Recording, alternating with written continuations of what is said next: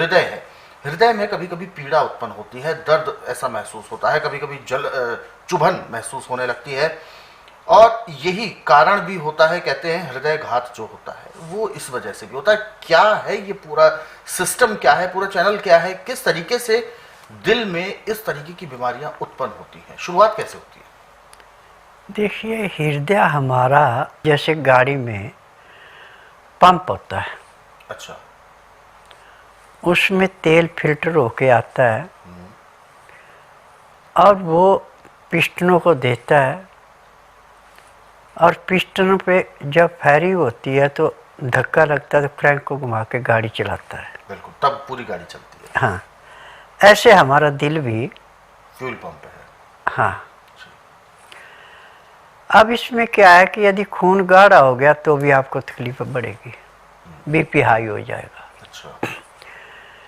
और खून की कमी पड़ गई, खून पूरा नहीं मिल रहा है तो भी आपको दिल में दर्द होगा। बिल्कुल। दो अंग हमारे शरीर के ऐसे हैं जो कि पैदा होने से लेके आखिरी सांस तक के काम करते रहते, इनका रेस्ट नहीं है कभी भी, रेस्ट कभी नहीं होता। और सब अंगों का रेस्ट है। तो जब इनको रेस्ट नहीं मिलता और उल्टा इनके ऊपर बोझ पड़ता है तो फिर ये भी तकलीफ महसूस करते हैं। और इसमें यदि टाइम के ऊपर उसका उपचार नहीं किया जाए तो मृत्यु भी हो जाती है। अच्छा। हार्ट अटैक से सबसे ज़्यादा मृत्यु होती है जी। हार्ट अटैक बोलते हैं। हार्ट अटैक बहुत ज़्यादा। अब इसका भी मामूली इलाज है। जी। एलोपैथी में तो ओपन हार्ट सर्जरी करो, ये करो, वो करो, बहुत है। ऐसे तो मेरे पास कम से कम इसके 100 से ऊपर नुस्खे हैं, परंतु अभी जो नुस्खा बता रहा हूँ मैं, इसमें आपका खर्चा इतना नहीं पड़ता। यदि आपके पास ज़मीन है तो बेल का पेड़ आपके घर में लगा है तो उसके फलों से भी, उसके पत्तों से भी, उसकी छाल से भी आप अपना उपचार कर सकते हैं, हर रोग का उपचार कर सकते हैं।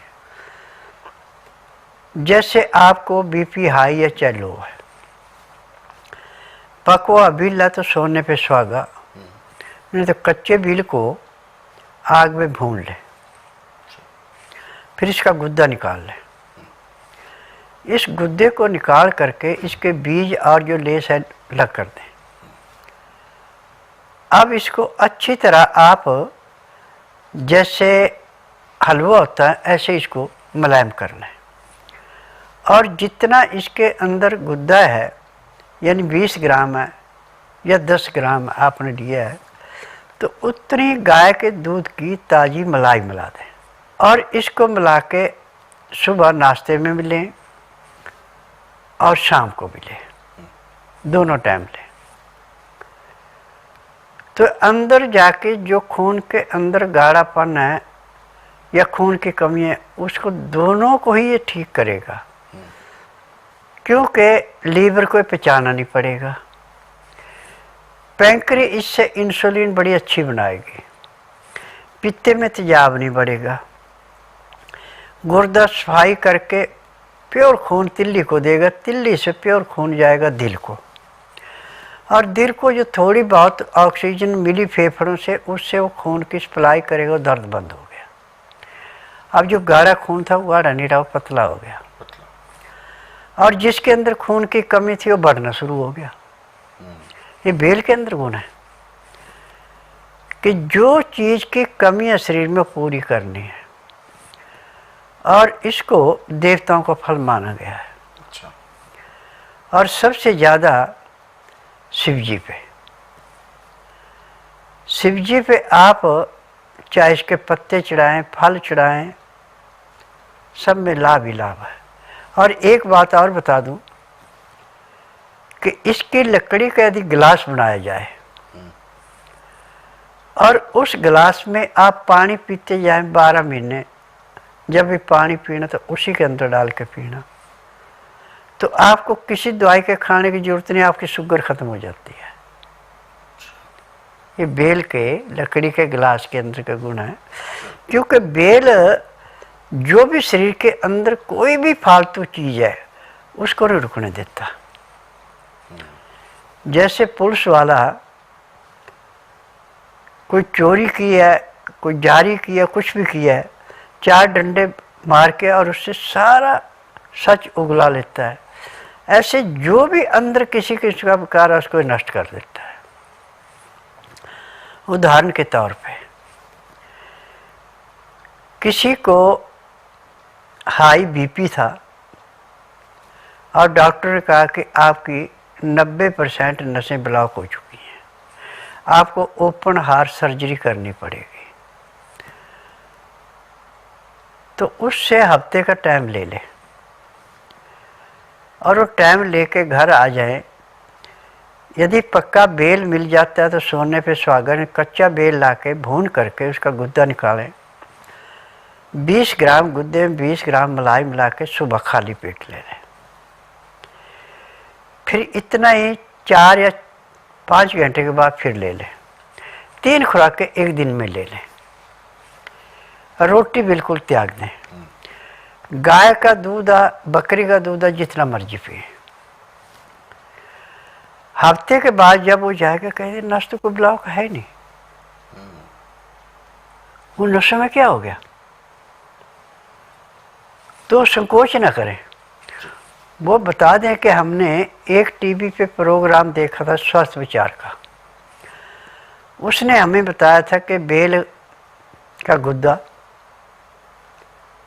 पक्के का तो ऐसे ले ले, कच्चा तो उसको भून के ले ले और उसमें गाय के दूध की मलाई मिलाएं और उसको हलवे जैसा खाएं, ऊपर से 1 गिलास गाय का दूध पिए। तो मैं 3 बार लेता था, सुबह, दोपहर और शाम को। एक तो मेरा पेट बड़ा अच्छा साफ होना शुरू हो गया, पहले जो साफ नहीं होता था। दूसरे जो मेरे को जिस दिन से मैंने लेना शुरू किया उस दिन से जो मुझे दर्द होता था वो दर्द खत्म हो गया, अब दर्द नहीं है। और मेरा पहले कुछ भी करने को मन नहीं करता, थोड़ी देर चलता थक जाता था, अब वो थकावट नहीं होती। तो डॉक्टर उसके बाद रोगी से मेरा फ़ोन लेके उसके जाने के बाद फ़ोन करते हैं और धमकाते भी है कि आपने तो हमारे पेट पे लात मार दी जी। और ये मेरे पास कम से कम 50 से 60 केस हो चुके हैं ऐसे। तो मैं उनसे एक ही जवाब देता हूँ कि देखिए आपने थ्योरियाँ पढ़ी हैं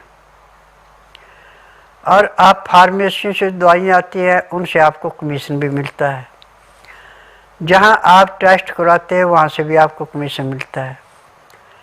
मेरे पास ना तो कोई रोगी बोलता है मुँह से, ना कोई टेस्ट कराया जाता। मैं नाड़ी वैद्य हूँ और मुझे 10,000 जड़ी बूटियों की पहचान है जिनसे मैं दवाइयाँ बनाता हूँ।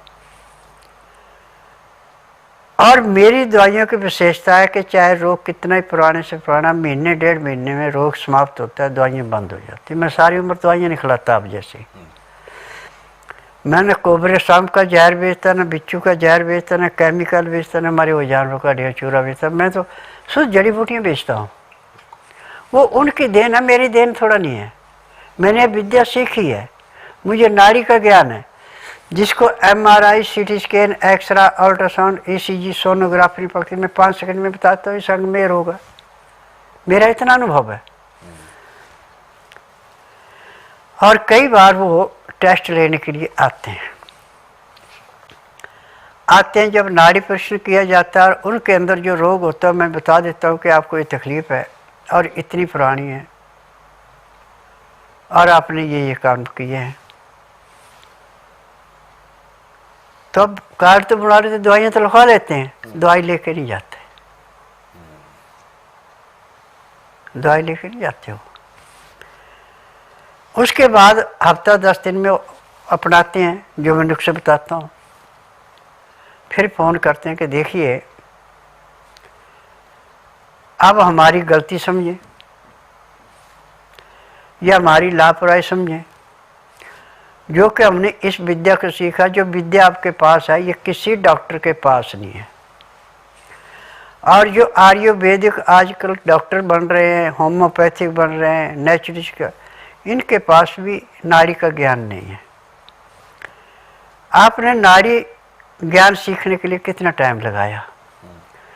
मैंने कहा देखो इस टाइम मैं बच्चा था और मुझे 7 साल में नाड़ी परीक्षण का ज्ञान हो गया था, और आज मुझे 10,000 जड़ी बूटियों की पहचान है जिनसे मैं दवाइयाँ बनाता हूँ। और मैं डांके की चोट पे कहता हूँ कि जिसका उपचार कहने उसका उपचार मेरे पास है। और मेरा खुला चैलेंज है कि आंधे को दिखाना, बहरे को सुनाना, गूंगे से बुलाना, बांझ से संतान उत्पत्ति करवाना, मर्द को मर्द बनाना, अनहोनी को होनी करके दिखाना, ये मेरा काम है। और आज भी मैंने पूरे संसार से एक निवेदन किया कि जिसका उपचार कहने उसका उपचार मेरे पास है, क्योंकि मैं जड़ी बूटियों से इलाज करता हूँ और मेरी अपनी फार्मेसी दवाइयाँ बनाने की। ये दवाइयाँ रजिस्टर्ड है, पेटेंट है, इनका साइड इफ़ेक्ट कोई नहीं है।